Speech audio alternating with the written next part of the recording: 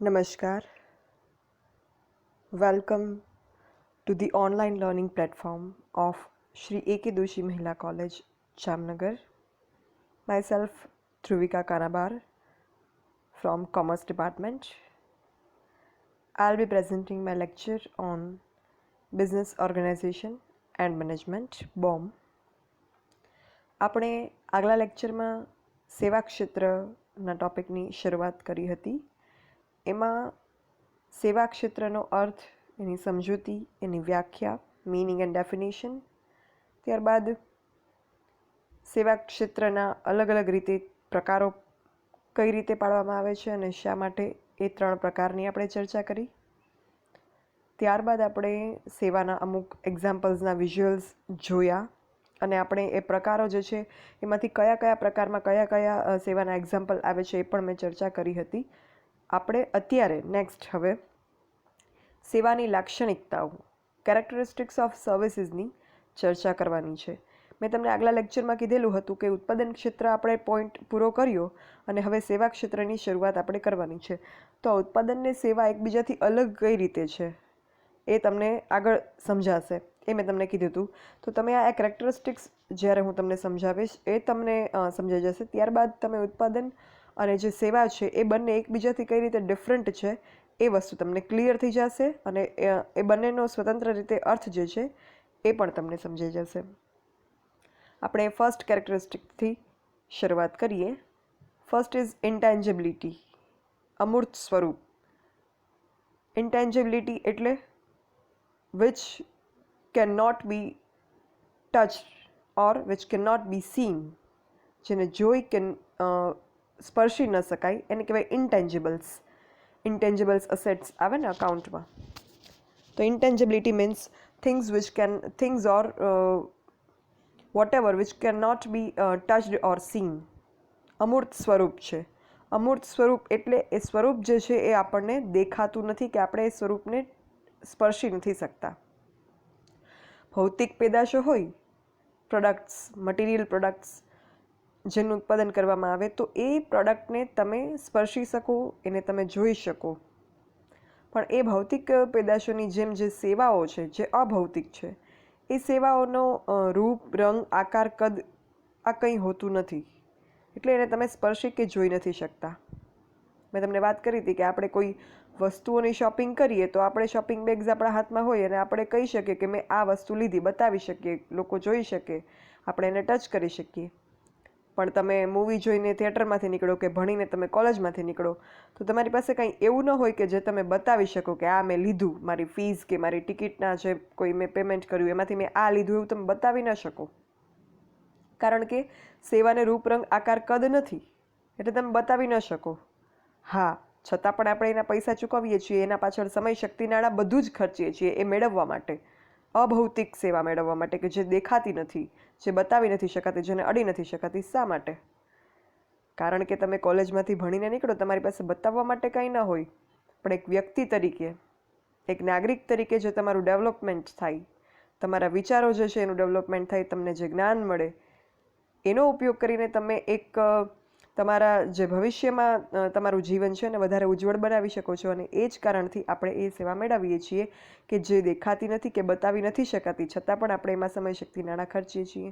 Same વસ્તુ થિયેટરમાંથી તમે નીકળો, ભલે એમાંથી કંઈ તમને દેખાય કે બતાવી શકાય એવી વસ્તુ નથી મળી, છતાં પણ તમે એમાં પૈસા ચૂકવો છો. એનું કારણ શું? તો પછી કારણ કે તમે એ એક મૂવી જુઓ એટલે એમાંથી તમને કંઈક જ્ઞાન મળે, કંઈક નવું જાણવા મળે, તમારા વિચારો જે છે એ બ્રોડ થાય અને તમારું માઇન્ડ જે છે રિફ્રેશ થાય. એટલે અમુક અનુભવો મેળવવા માટે આપણે પૈસા ખર્ચીએ છીએ. તો હવે આ સેવાનું જે અમૂર્ત સ્વરૂપ છે, ઇન્ટેન્જિબલ ફોર્મ છે કે જેનો રૂપ, રંગ, આકાર, કદ કંઈ છે નહીં, એટલે એને સ્પર્શી કે જોઈ શકાતી નથી. તો આ કારણસર છતાં પણ આપણે એમાં પૈસા ખર્ચીએ છીએ. કારણ કે મેં તમને કીધું કે એમાંથી પણ તમને બેનિફિટ તો જે છે એ થાય જ છે, ભલે એનો કંઈ બોડી, કલર, સાઇઝ, શેપ ન હોય. તો હવે બેનિફિટ થાય છે બરાબર, પણ એમાં જે છે એના કારણે અમુક વિક્રેતાઓ, જે સેવાના વિક્રેતા છે, એને અમુક મુશ્કેલીનો સામનો કરવો પડે છે. સેવાનું અમૂર્ત સ્વરૂપ છે એટલે મુશ્કેલી, જેમ કે સેવા જે છે એ જોઈ નથી શકાતી એટલે એનો નમૂનો પૂરો ના પાડી શકાય. સેમ્પલ આપણે આપવું હોય, તમારે કોઈ વસ્તુ લેવી હોય, તમે એનું સેમ્પલ જે છે એ જુઓ છો. સેમ્પલ તમને વેપારી બતાવે, પ્રોડ્યુસર બતાવે એટલે તમને ખ્યાલ આવે કે આ વસ્તુ કેવી હશે અને મને જે છે એ આ વસ્તુ કામ લાગશે કે નહીં લાગે, એ આપણે ખબર પડી જાય ને આપણે એ વસ્તુનું ખરીદવાનું ડિસિઝન લઈ શકીએ અને વેપારીની વસ્તુ વેચાઈ જાય. પણ સેવાઓમાં આવું નથી થતું. સેવામાં સેમ્પલ કે નમૂનો પ્રોવાઈડ નથી કરી શકાતો. તો એટલા કારણસર સેવા જે છે એનો ખરીદનાર જે છે, ભવિષ્યનો ખરીદનાર કે ખરીદનાર, એ સેવાની ગુણવત્તાથી જાણકારી એની નથી મળતી એને. એટલે આમાં જે છે એક પ્રકારનું એક એશ્યોરન્સ નથી મળતું ખરીદનારને, અને વેચનાર એશ્યોરન્સ આપી નથી શકતા. એના કારણે જે સોદાઓ થવા જોઈએ સેવા ક્ષેત્રમાં એ ક્યાંક અટકાય છે, અવરોધાય છે. એટલે આમાં છેલ્લે ગ્રાહકે શું રીએ, સેવા પૂરી પાડનાર જે છે એના ઉપર વિશ્વાસ રાખીને પોતાની સેવા મેળવવાની રીએ, કે એવો એક પોઝિટિવ એના ભાવના રાખવી પડે કે હા, મને જે સેવા મળે છે, મને મારા પૈસા એમાં જે છે એ વસૂલ થશે અને મને એનાથી ફાયદો થશે, એવો એક વિશ્વાસ કે એવી ધારણા ઉપર જે છે એ ખરીદી કરે. આ એક પ્રશ્ન સેવાના ખરીદ વેચાણમાં ઉપસ્થિત થાય, કારણ કે નમૂના તરીકે એને બતાવી નથી શકાતી. પણ એમાં જે છે એ માણસ બહુ એક ઇન્ટેલિજન્ટ ક્રિએચર છે. એણે એમાં રસ્તો કાઢ્યો. શું કરવું હવે ખરીદનાર પક્ષે અને વેચનાર પક્ષે? તો આમાં જે છે એ સેવાની ગુણવત્તાનું એક ધોરણ પ્રસ્થાપિત કરવામાં આવે અને એ રીતે ગ્રાહક જે છે એ સેવા મેળવવા માટે એનું આકર્ષણ ક્રિએટ કરી શકાય. સેવા પૂરી પાડનાર જે છે અમુક એવા પગલાઓ, એવા સ્ટેપ્સ જે છે એ લઈ શકે કે જેનાથી એક સેવાનું ગુણવત્તાનું ધોરણ પ્રસ્થાપિત થઈ જાય અને ગ્રાહકોને વિશ્વાસ બેસી જાય. એમાં ગ્રાહકને ખાતરી મળી જાય કે સેવા જે છે એ મને ઉપયોગી છે. એ કઈ રીતે? તો કે આપણે સર્વિસ સેક્ટરના અમુક એક્ઝામ્પલ જોયા, બરાબર. આપણે એ એક્ઝામ્પલ જોતા જોતા આ ચર્ચા કરીએ. ચલો,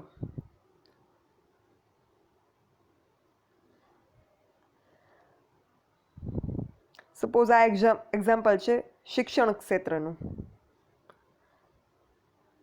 આ એક્ઝામ્પલ છે હોસ્પિટલનું. તો જે સેવા પૂરી પાડનારાઓ છે એ કંઈક એવું કરી શકે, હોસ્પિટલો જે છે એ એવું કરી શકે કે સાજા થયેલા દર્દી, જે કોઈ રોગની કે જે કોઈ બીમારીની સારવાર હોસ્પિટલ દ્વારા આપવામાં આવે છે, એ શું કરશે, હોસ્પિટલ જે છે એ સાજા થયેલા દર્દીઓના નામ જે છે અને એની સંખ્યા જે છે કે એમ આટલા સમયમાં આટલા દર્દીઓ જે છે એને સાજા કરીએ, એના નામને એનો નંબર, સંખ્યા, કેટલા દર્દીઓને કરીએ સાજા, એ દર્શાવે. એ જે છે એની જાહેરાતમાં, એના પેમ્પલેટમાં, એની એડવર્ટાઇઝમેન્ટ જે કોઈ પ્રિન્ટ મીડિયા કે ઇલેક્ટ્રોનિક મીડિયામાં થતી હોય ત્યાં, પોતાના યુનિટ જેનું જ્યાં પણ હોય એની બારે આ લગાવે જાહેરાત. એટલે શું થાય, લોકોને એમાં, ખરીદનારાઓને એમાં પ્રોસ્પેક્ટિવ બાયર્સને, પોટેન્શિયલ બાયર્સને અને જે એના ગ્રાહક છે એને એનાથી ખાતરી થાય કે યસ, આ જે છે અહીંયાની સેવા સારી હશે, એટલે જ જો આનું રિઝલ્ટ એટલું સારું આવ્યું છે, તો આપણે અહીંયા સેવા લેશું ને તો આપણે વાંધો નહીં આવે, આપણા પૈસા પણ વસૂલ થશે ને આપણો જે હેતુ છે એ પણ સિદ્ધ થશે. આ થઈ હોસ્પિટલની વાત. ત્યારબાદ આરોગ્ય વિષયક સેવાની, હોસ્પિટલ્સની વાત, સોરી, આ હતી હોસ્પિટલની વાત. હવે આપણે વાત કરવી છે શિક્ષણ ક્ષેત્રની. તો શિક્ષણ ક્ષેત્ર, શૈક્ષણિક સંસ્થાઓ જે છે એ પોતાના સેવાનું કઈ રીતે એવું કંઈક ધોરણ પ્રસ્થાપિત કરે કે જેનાથી ગ્રાહકો જે છે એને ખાતરી આપી શકાય.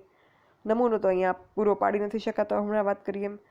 તો અહીંયા શૈક્ષણિક સંસ્થાઓ શું કરશે, તો આપણે રિઝલ્ટની જાહેરાત થાય, બોર્ડ રિઝલ્ટની, એટલે એ દિવસે અને એના પછીના ઘણા દિવસો સુધી, જ્યાં સુધી નવા એડમિશનની પ્રોસેસ ચાલુ હોય ત્યાં સુધી, છાપા આપણે ઓપન કરીએ કે ટીવી તમે ચાલુ કરો, એમાં તમને શું જોવા મળે, તો કે કોઈ સ્કૂલ, કોઈ બીજા કોઈ ઇન્સ્ટિટ્યૂટ, ક્લાસીસ, આ બધા પોતાની જાહેરાત કરે કે અમારા આટલા સ્ટુડન્ટ જે છે એને એ ગ્રેડ આવ્યો, અમારા આટલા સ્ટુડન્ટને A+ ગ્રેડ આવ્યો, અમારા આટલા સ્ટુડન્ટને અહીંયા એડમિશન મળ્યું, આ થયું. તો આવા એક્ઝામ્પલ એ લોકો આપે છે. એનાથી શું થાય, એનાથી જે છે એ ગ્રાહકોને, ભવિષ્યના ગ્રાહકોને ખાતરી થાય કે યસ, આનું તો રિઝલ્ટ બહુ સારું આવે છે, એટલે અહીંયા જે છે એ આપણે એડમિશન લેશું તો આપણી પણ આ લિસ્ટમાં આવતા વર્ષે નામ આવવાની શક્યતા પૂરેપૂરી છે, કારણ કે જો એ લોકો આવું જ પ્રોડક્શન કરે છે, સર્વિસીસ અહીંયા એવી પ્રોડ્યુસ થાય છે કે જેનાથી આ પરિણામ આવે. એટલે શું થાય, આ રીતે એ લોકો ગ્રાહક જે છે એને આકર્ષે છે. આ રસ્તો કાઢ્યો, નમૂનો પૂરો નથી પાડી શકાતો ને એનો રસ્તો કાઢ્યો આ સંસ્થાઓએ, હોસ્પિટલ્સ કે શૈક્ષણિક સંસ્થાઓએ. એટલે આ રીતે જે છે એ અમૂર્ત સ્વરૂપ સેવાનું છે, એની જે એક મર્યાદા હતી એને નિવારી નાખી. પણ છતાં પણ અહીંયા અમુક વસ્તુઓ જે છે એ ગૂઢ જ છે, એક રહસ્ય છે. આપણે વસ્તુ છે એ દેખાતી હોય, સેમ્પલ આપે એટલે કે યસ આવી જશે ને પછી એવી જ હોય, એમાં કંઈ ચેન્જ ના થાય. પણ જે હમણાં મેં વાત કરી કે આ સેવા આપતી સંસ્થાઓ આ રીતે ગ્રાહકને આકર્ષે અને ગ્રાહકને વિશ્વાસમાં લે, ખાતરી અપાવે, પણ એ હરેક વખત સક્સેસ ના જાય. હોસ્પિટલ છે તો હોસ્પિટલમાં દર્દીઓના આંકડા બતાવે, પણ એનો મતલબ એવો નથી કે હોસ્પિટલની સર્વિસ જ એવી છે કે એ દર્દીઓ જે છે એ સાજા થઈ ગયા ત્યાંથી, એટલે કોઈ પણ દર્દી ત્યાં જશે બીમાર વ્યક્તિ તો એ જ બીજા દર્દીની જેમ સાજા થઈને નીકળશે. એનું અશ્યોરન્સ ના હોય. કારણ કે અહીંયા જે ગ્રાહક છે ને એની હાલાત બદલાઈ છે. એવું પણ બને કે જે દર્દીઓ સાજા થયા છે એ દર્દીઓ ઓલરેડી જે છે એની જે બીમારી હતી એ બીમારી જે છે એ પ્રકારની હતી, અને કોઈ બીજો દર્દી આવે કે જે આ વિશ્વાસ ઉપર આવે કે આ બીજા દર્દી સાજા થયા એટલે હું થઈશ, પણ એ દર્દીને અમુક એવી બીમારીઓ હોય, એક મોટી બીમારી જેની એ સારવાર ટ્રીટમેન્ટ લેવા આવ્યો, એ સિવાય અમુક એવી બીમારીઓ હોય કે બીજી બીમારી એને એ ટ્રીટમેન્ટ સક્સેસ જતાં અટકાવે, તો એનું પરિણામ ઓલા બીજા દર્દીઓ જે સક્સેસ ગયા એના જેવું નહીં આવે એનું રિઝલ્ટ. એટલે આ જે સોલ્યુશન કાઢ્યું છે એ 100% ફૂલ પ્રૂફ નથી. શૈક્ષણિક સંસ્થાની વાત કરીએ તો આપણે કોઈ શૈક્ષણિક સંસ્થામાં એની એડવર્ટાઇઝમેન્ટ જોઈને એડમિશન લઈએ એનો મતલબ એવો નથી કે એ ગ્રેડ કે રેન્કર્સના લિસ્ટમાં આપણે પણ નેક્સ્ટ યર આપણે સામેલ થઈ જશું, એવું બિલકુલ નથી. કારણ બધાની બુદ્ધિશક્તિ અલગ હોય. તમને જે સેવા આપે છે એ સેવા તમે ગ્રાસ્પ કરો. ક્લાસમાં શિક્ષક ભણાવતા હોય તો 100, 200, 500 વિદ્યાર્થીઓને એક જ સરખું ભણાવે છે. કોલેજમાં હું ભણાવું છું, તમે કોઈ પણ એક યરમાં 500 અરાઉન્ડ સ્ટુડન્ટ્સ છો, બધાને હું એક જ સરખું ભણાવું છું. ભલે પછી આ વર્ચ્યુઅલ પ્લેટફોર્મ હોય કે આપણે ક્લાસમાં ભણતા હોઈએ, ભણાવું છું બધાને એક સરખું. રિઝલ્ટ શું બધાનું સેમ આવે છે? નહીં, રિઝલ્ટ બધાનું અલગ અલગ આવે છે. કારણ કે બધાની બુદ્ધિશક્તિ અલગ હોય, બધાનું ઇન્ટેલેક્ચ્યુઅલ લેવલ અલગ હોય, બધાનું ગ્રાસ્પિંગ પાવર અલગ હોય, તો રિઝલ્ટ બધાનું એક સરખું ના આવી શકે. બીજી વસ્તુ, આવી પ્રકારની જાહેરાતોમાં એક એવું પણ હોય, અમુક જગ્યાએ તમે જોજો અમુક પ્રકારના સ્ટાન્ડર્ડ્સ હોય કોઈ પણ તમારે દાખલ થવું હોય તો. હવે સ્ટાન્ડર્ડ તમે એટલા હાઈ રાખશો તો તમારું રિઝલ્ટ છે એ ઓટોમેટિકલી હાઈ આવશે, તો એ એક કોઈ સિદ્ધિ નથી. તો આ રીતે પણ જે છે એ આમાં મેનિપ્યુલેશન થઈ શકે. એટલે સેવાના જે આ રીતે નમૂના પૂરા પાડવામાં આવે છે એ 100% ફૂલ પ્રૂફ નથી. હા, પણ છતાં પણ ગ્રાહક જે છે એ બ્લાઇન્ડલી કોઈ સર્વિસ ગેઇન કરે કે સર્વિસ મેળવે એના કરતાં સારું ફોર્મ છે કે એને થોડોક વિશ્વાસ વધારે બેસશે કે ખાતરી થોડીક વધારે થશે. એ વાત જે છે એ અહીંયા કહી શકાય. બીજું, સેવાનું જે અમૂર્ત સ્વરૂપ છે એની મેં આ એક મર્યાદાની વાત કરી, પણ એવું નથી કે માત્ર મર્યાદા જ છે અમૂર્ત સ્વરૂપની. સેવાના અમૂર્ત સ્વરૂપના ફાયદા પણ છે. એ ફાયદા જેમ કે પ્રોડક્ટ હોય, વસ્તુ, પેદાશ જે ભૌતિક છે, સેવાની વાત નથી કરતી, વસ્તુની વાત કરું છું. પેદાશ, પ્રોડક્ટ જે ભૌતિક છે, જેને જોઈ શકાય છે, સ્પર્શી શકાય છે, વિચ ઇઝ ટેન્જિબલ, તો એનું ભૌતિક વિતરણ કરવું પડે.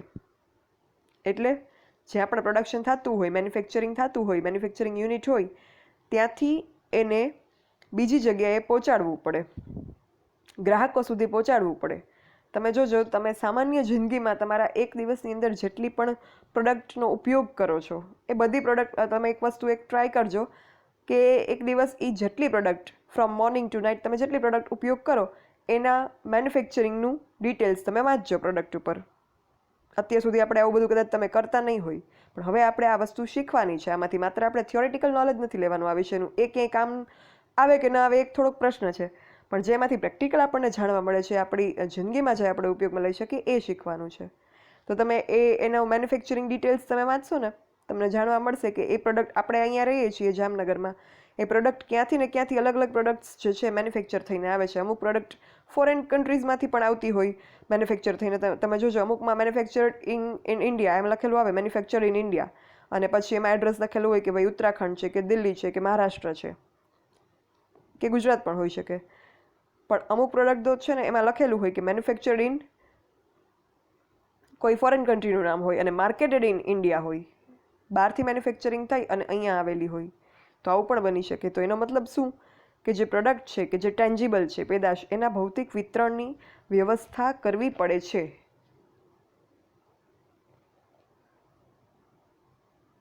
તો એના જે ભૌતિક વિતરણની વ્યવસ્થા કરવી પડે એના માટે એક તો સમય વપરાય, ટાઈમ જોઈએ, પ્રોડક્શન થઈ જાય એટલે પહોંચાડવા માટે ગ્રાહકો સુધી. બીજું એમાં જે છે એ ફેસિલિટીઝ જોઈએ, ટ્રાન્સપોર્ટેશન ફેસિલિટીઝ ના હોય તો આ થઈ ના શકે. અને બીજું કે એમાં જે રૂપિયા છે એ પણ વપરાય, નાણાં પણ વપરાય અહીંયા, તો ખર્ચ પણ જે છે એ વસ્તુનો વધે. તો આ રીતે ભૌતિક વિતરણની સમસ્યા આમાં સર્જાય પેદાશમાં. સેવામાં આવું નથી થતું. સેવા જે છે એ જ્યાં મેન્યુફેક્ચર થાય ત્યાં જ એ જે સેવા જે છે એ પ્રોવાઈડ થઈ જાય છે કસ્ટમરને, એટલે એ ક્યાંય પહોંચાડવું પડતું નથી.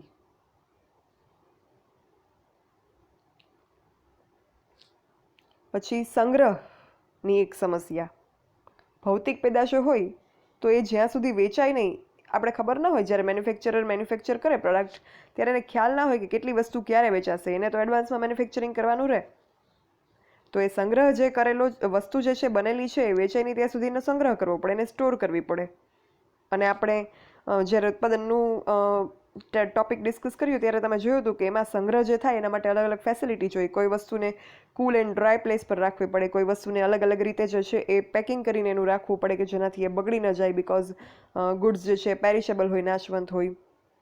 તો આ સંગ્રહ કરવા માટે પણ જે છે એ નાણાં ખર્ચાય, એના માટે પણ જગ્યા જોઈએ, ફેસિલિટીઝ જોઈએ, જે સેવામાં નથી જોતી.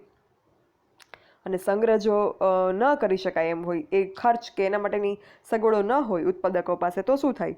એ સંગ્રહનો અભાવ હોય એની પાસે, સંગ્રહની ફેસિલિટીઝનો, તો પછી એ વસ્તુ એને તાત્કાલિક વેચી નાખવી પડે. એટલે એ તાત્કાલિક વેચે એમાં એને જે કોઈ એના નાણાં ઉપજે એમાં એને વેચી નાખવી પડે. વસ્તુનો ભાવ હોય એના કરતાં સસ્તામાં પણ વેચી નાખવી પડે, બિકોઝ એની પાસે સંગ્રહનો અભાવ છે. તો આ પણ વસ્તુ સેવામાં, આ જે સમસ્યા છે એ સેવા ક્ષેત્ર સાથે જોડાયેલી નથી. એટલે આ રીતે જે ઇન્ટેન્જિબિલિટી છે, જે અમૂર્ત સ્વરૂપ છે સેવાઓનું, એની અમુક મર્યાદા છે. એ મર્યાદાને નિવારવાના રસ્તા શોધી લીધા છે. અને જે ફાયદા છે એ ફાયદા ઉત્પાદન કરતાં, ભૌતિક પેદાશો કરતાં અમુક ફાયદા છે કે જે મેળવી શકાય છે સેવાઓમાં. તો આ થયું સેવાના અમૂર્ત સ્વરૂપની વાત, ઇન્ટેન્જિબિલિટીના લક્ષણની વાત.